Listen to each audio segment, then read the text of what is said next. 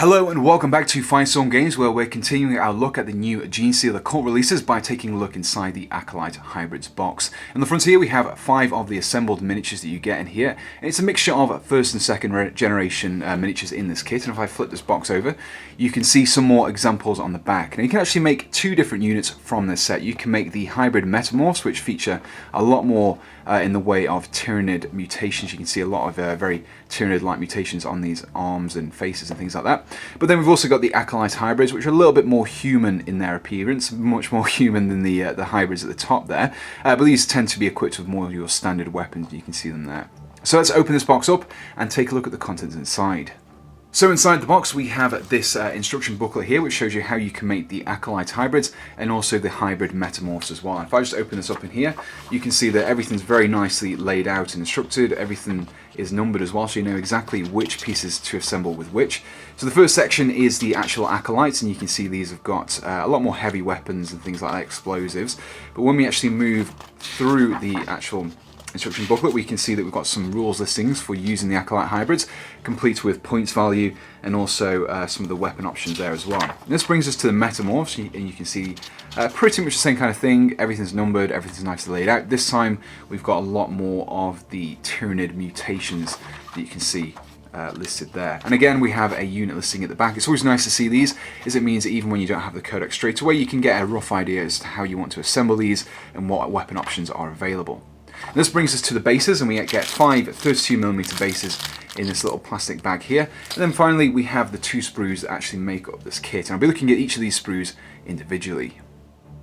Now the first sprue that we have here features a few of the arms that you can see, very much Tyranid in their appearance, much like the actual Genestealers that they have inherited the genes from. You can see the claws there. We've also got this more of a human hand that's holding this blade. We've got a few different blades dotted across the miniature. We also have some hand flamers, auto pistols, another hand flamer there. We've actually got some more heavier weapons as well. We've got the rock saw in one piece, and then the rock saw in another piece. Very large industrial equipment being wielded by these larger first and second generation hybrids. You also get a lot of the bodies on here. You can see the torsos are actually a little bit bigger than what we've seen previously on the Neophyte hybrids. And we've also got some very interesting individual pieces on this set. First of all is the skull that we've got here. And this is the it's a hybrid skull, so it's kind of got Tyranid features but also a few human features mixed in there. And I also like, just find it here, this is a nice base adornment that we've got here. It's a Cadian helmet with a skull inside that's been buried in the ground, no doubt.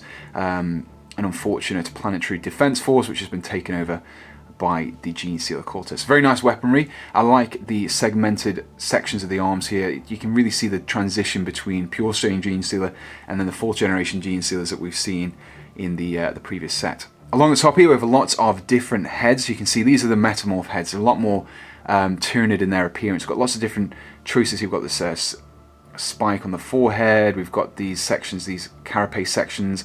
We've got the barb there. We've got this Cthulhu-like I think the Yumgal Genestealer variants, and lots of different ones. You'll recognise a lot of these features from some of the larger Genestealers as well, from some of the larger Tyranids as well. We've also got some face masks for your heavy weapons crews.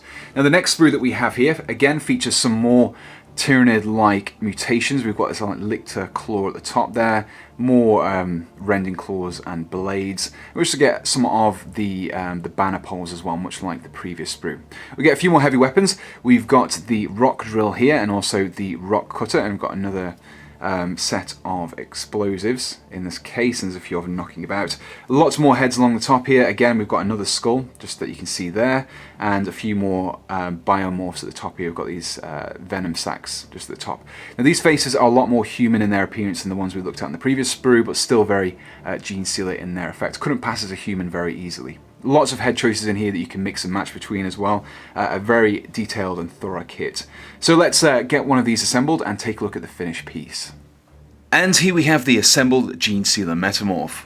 Building this miniature was very straightforward, as all the components were nicely listed both in the instruction manuals and also on the sprue. Every individual component had its own numbering, and the instructions were very clear on which pieces went where.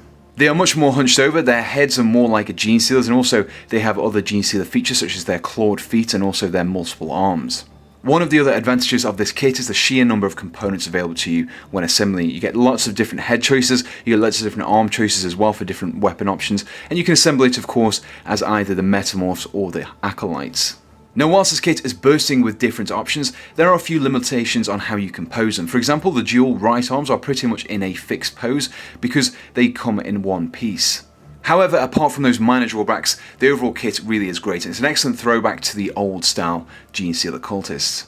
If you enjoyed this unboxing, please do let us know in the comments below, and also subscribe to be kept up to date with all of our future unboxings that we do on here. So thank you for tuning in, and we'll see you again on Firestorm Games.